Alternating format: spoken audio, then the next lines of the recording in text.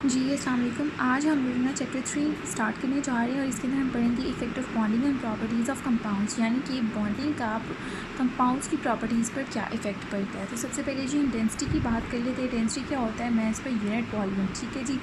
इसके अंदर जी हमारे पास हम बात कर लेते हैं आयंस की। आयंस हमारे पास दो तरह के होते हैं, कैटाइंस होते हैं और एनाइंस होते हैं। यहाँ पर जिस तरह आपको यहाँ पे NaCl का स्ट्रक्चर नज़र आ रहा है, ये यूनिट स्ट्रक्चर है उसका, जिसके अंदर उसकी मतलब हर तरह की उसकी प्रॉपर्टीज़ जो हैं NaCl की वो मौजूद होती हैं इस यूनिट सेल में।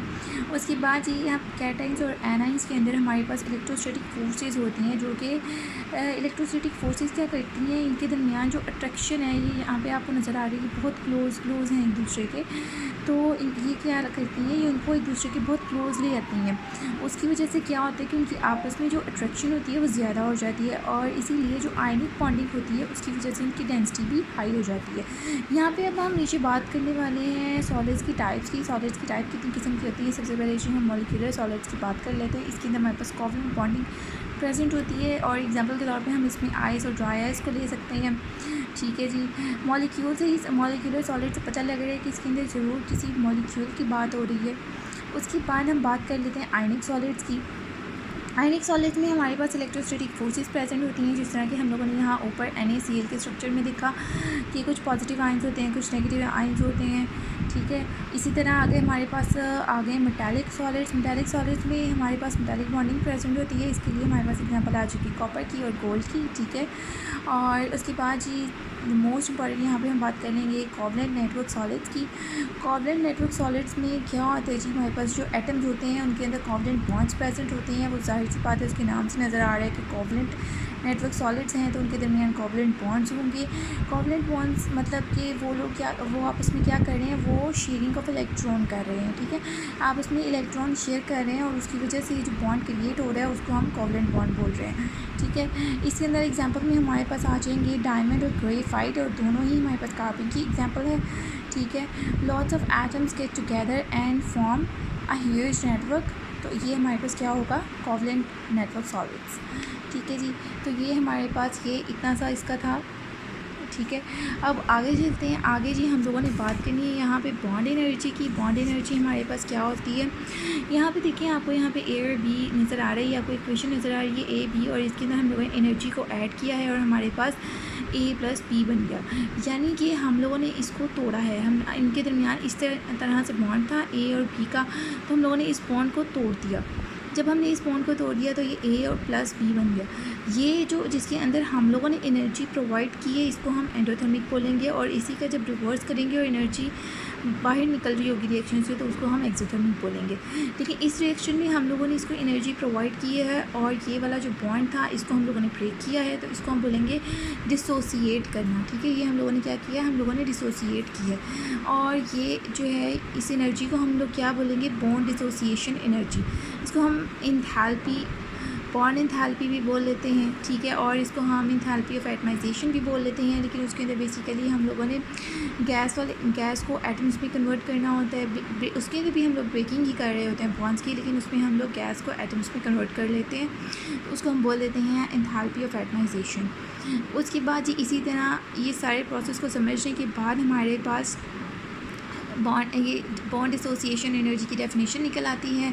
Average energy to break bonds. ठीक है। जो एनर्जी हमें बॉन्ड्स को ब्रेक करने के लिए रिक्वायर्ड होती है उसको हम इंथैल्पी, बॉन्ड इंथैल्पी बोलते हैं, बॉन्ड एसोसिएशन एनर्जी भी बोल देते हैं। उसके बाद हमारे पास इसका यूनिट आ जाता है किलो जूल पर मोल। ठीक है जी। अब यहाँ पे आप चेक देखिए कि यहाँ पे C का जो बॉन्ड था इसके अंदर हमारे पास 348 किलो जूल पर मोल आ रहा है, और इसके बाद यहाँ पे हमारे पास डबल बॉन्डिंग हो गई है तो हमारे पास 614 किलो जूल पर मोल आ रहा है। जबकि अगर हम इसका ट्वाइस करें, क्योंकि बॉन्ड्स 2 थे, अगर हम 348 का ट्वाइस करें तो हमारे पास 699 बनता है, लेकिन ये हमारे पास 614 आ रहा है। उसके बाद इसी तरह ट्रिपल हो गए, और अगर हम 348 का ट्राइस करें तो हमारे पास 1044 बनता है, जबकि हमारे पास यहाँ पे 839 किलो जूल पर मोल एनर्जी रिक्वायर्ड है। तो ऐसा क्यों है? ऐसा इस वजह से है कि जो सिंगल बॉन्ड होता है वो ज़्यादा स्ट्रॉन्ग होता है। जो डबल बॉन्ड होता है उसके अंदर हमारे पास पाई बॉन्ड प्रेजेंट होता है, और पाई बॉन्ड जो होता है वो वीक होता है, उसको तोड़ना आसान होता है। तो यही इसकी रीज़न है कि इसके अंदर वीक पाई बॉन्ड्स प्रेजेंट होते हैं, और जो सिंगल बॉन्ड है वो हमारे पास स्ट्रॉन्ग सिग्मा बॉन्ड होता है। इसके अंदर हमारे पास एक सिग्मा और एक पाई है, जिसकी वजह से ये कम स्ट्रॉन्ग है। और उसके बाद इसके अंदर तो दो पाई हैं, तो ये उससे भी ज़्यादा लेस स्ट्रॉन्ग होगा हमारे पास। इसको तोड़ना हमारे लिए आसान होगा। ठीक हो गया। उसके बाद हम एंथैल्पी ऑफ एटमाइजेशन की थोड़ी सी बात कर लेते हैं, जिसके अंदर मैं आपको पहले बता चुकी हूँ हमें गैस को एटम्स में कन्वर्ट करना होता है। जैसे यहाँ पे आपको नज़र आ रहा है हमारे पास हाइड्रोजन गैस की फॉर्म में है, इसको हम लोग एटम्स की फॉर्म में करना है, यानी कि हम लोगों के पास इस तरह से एच का बॉन्ड बना होगा। ठीक है, जाहिर बात है ये टू लिखा हुआ है, तो इन दो हाइड्रोजन आइटम्स होंगे और इनके दरमियान कोई ना कोई अट्रैक्शन तो होगी ही। हम लोगों ने उस अट्रैक्शन को, उस बॉन्डिंग को ख़त्म करना है, तो हमारे पास सिंगल एच आ जाएगा। तो इसके लिए भी हमें क्या है कि हमें एनर्जी रिक्वायर्ड होगी। जब हमें एनर्जी रिक्वायर्ड होगी तो हम उसे पॉजिटिव साइन से शो कर देते हैं। जी, तो यहाँ पे हम लोगों ने देखा कि जब हम लोगों को यहाँ पे एनर्जी रिक्वायर होती है तो हम उसको पॉजिटिव से शो कर देते हैं। और यहाँ पे इन बॉन्ड्स को ब्रेक करने के लिए हमारे पास स्टैंडर्ड कंडीशंस का होना ज़रूरी है। और इसी तरह जब हम लोगों को बॉन्ड जोड़ने होते हैं, हम लोग यहाँ पे इसी रिएक्शन को अगर हम देखें, अगर यहाँ से हम लोग इसको रिवर्स कर देते हैं, ठीक है, तो जो एनर्जी हम यहाँ पे एक्सोथर्मिक रिएक्शन होगा उसके लिए यहाँ पर जो साइन आएगा हमारे पास वो नेगेटिव का आ जाएगा, क्योंकि वो हमारे पास एक्सोथर्मिक रिएक्शन होगा और एनर्जी जो है वो रिएक्शन से बाहर निकल गई होगी। आगे हम लोग यहाँ पे आयनिक करैक्टर एंड बॉन्ड एनर्जी को डिस्कस कर लेंगे। इसके अंदर जो है हम लोग यहाँ पे इस साइन से पता लग रहा है आपको कि जो पोलर बॉन्ड है वो ज़्यादा स्ट्रॉन्ग है बनिस्बत कोवलेंट बॉन्ड के। ठीक है जी। अब यहाँ पे इसकी जो स्ट्रेंथ है बॉन्ड की, उसकी रीज़न्स को हम लोग देख लेते हैं कि ऐसा क्यों होता है। अगर हम लोग इलेक्ट्रोनेगेटिविटी का डिफरेंस देखें, उसकी बात करते हैं, तो जैसे जैसे इलेक्ट्रोनेगेटिविटी डिफरेंस को हम देखते जाते हैं, वो जैसे जैसे हम लोग पीरियोडिक टेबल में नीचे की साइड आगे जाते हैं, नीचे वाली साइड पर जाते हैं, तो हमारे पास जो इलेक्ट्रोनेगेटिविटी होती है वो हमारे पास कम होना स्टार्ट हो जाती है। जब इलेक्ट्रोनेगेटिविटी का डिफरेंस जो है वो कम होगा, मतलब कि उनके दरमियान अट्रैक्शन ज़्यादा हो रही है। जब अट्रैक्शन ज़्यादा हो रही है, इलेक्ट्रोनेगेटिविटी का डिफरेंस कम हो रहा है, तो उससे क्या होगा, बॉन्ड्स और ज़्यादा स्ट्रॉन्ग होंगे। उसके बाद हम एटम्स के साइज़ की बात कर लेते हैं। अगर एटम का साइज़ जो है वो हमारे पास इंक्रीज़ होता जाएगा, तो एटम की साइज़ के इंक्रीज़ होने की वजह से उनके दरमियान जो फोर्सेस हैं वो वीक हो जाएंगी, क्योंकि उसका साइज़ ज़्यादा हो जाएगा, उसका न्यूक्लियस के साथ जो अट्रैक्शन है वो कम हो जाएगी, जिसकी वजह से उसकी बॉन्ड की जो स्ट्रेंथ है वो भी कम हो जाएगी। इसी तरह बॉन्ड लेंथ हमारे पास होती है ये वाली चीज़। ठीक है, ये जो लाइन नज़र आ रही है, जब ये वाली लाइन जो है ये ज़्यादा हो जाएगी तो उसकी वजह से बॉन्ड की स्ट्रेंथ जो है वो कम हो जाएगी, उसको ब्रेक करना ईजी हो जाएगा।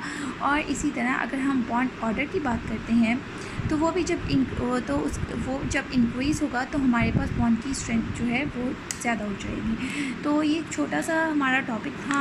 ठीक है, और इसी के साथ साथ हमारा चैप्टर नंबर 3 भी कंप्लीट हो जाता है, जिसके अंदर हम लोगों ने पहले उसकी इफ़ेक्ट को देख लिया, बॉन्डिंग के इफ़ेक्ट को देख लिया।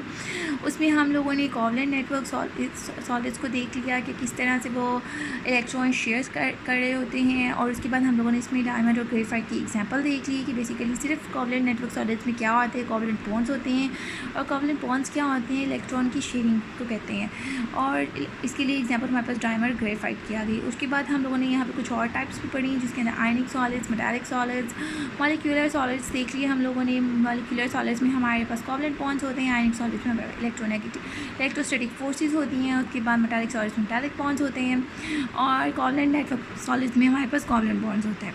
ठीक हो गया। उसके बाद यहाँ पे हम लोगों ने बॉन्ड एनर्जी को डिस्कस किया। बॉन्ड एनर्जी हमारे पास कौन सी एनर्जी होती है, इसको डिसोसिएशन एनर्जी कह देते हैं, एंथैल्पी ऑफ एटमाइजेशन कह देते हैं, बॉन्ड एंथैल्पी कह देते हैं। ठीक है, बेसिकली इसके अंदर एवरेज एनर्जी जो है हम लोग को बॉन्ड को ब्रेक करने के लिए चाहिए होती है, उसको हम लोग कह देते हैं कि वो डिसोसिएशन एनर्जी है। ठीक है, और उसके बाद जी हम लोगों ने इसका यूनिट देख लिया, किलो जूल पर मोल। उसके बाद हम लोगों ने ये रीज़न देखी कि सिंगल सिग्मा बॉन्ड जो है वो क्यों स्ट्रॉन्ग होता है इन दोनों की निस्बत, उसके डबल और ट्रिपल बॉन्ड्स की निस्बत। उसके बाद जी हम लोगों ने देखा कि इंथैल्पी ऑफ एटमाइजेशन जो है वो हमारे पास क्या होती है, कि गैस को एटम्स में कन्वर्ट करना एट स्टैंडर्ड कंडीशंस। उसके बाद हम लोगों ने इस साइन को डिस्कस किया कि ये पॉजिटिव और नेगेटिव कब होता है। अगर ये एंडोथर्मिक रिएक्शन होगा तो ये पॉजिटिव होगा, अगर एक्सोथर्मिक रिएक्शन होगा तो ये नेगेटिव होगा हमारे पास। उसके बाद जी हम लोगों ने आयनिक करैक्टर एंड बॉन्ड एनर्जी में पढ़ा कि जो पोलर बॉन्ड होते हैं वो स्ट्रॉन्गर होते हैं कोवलेंट बॉन्ड की निस्बत। उसके बाद हम लोगों ने बॉन्ड स्ट्रेंथ में इसके रीजंस को देखा, हम लोगों ने इलेक्ट्रोनेगेटिविटी को देखा, साइज ऑफ एटम्स को देखा, बॉन्ड लेंथ को देखा और बॉन्ड ऑर्डर को देखा। और इसी के साथ साथ हमारा चैप्टर नंबर 3 भी कंप्लीट हो गया।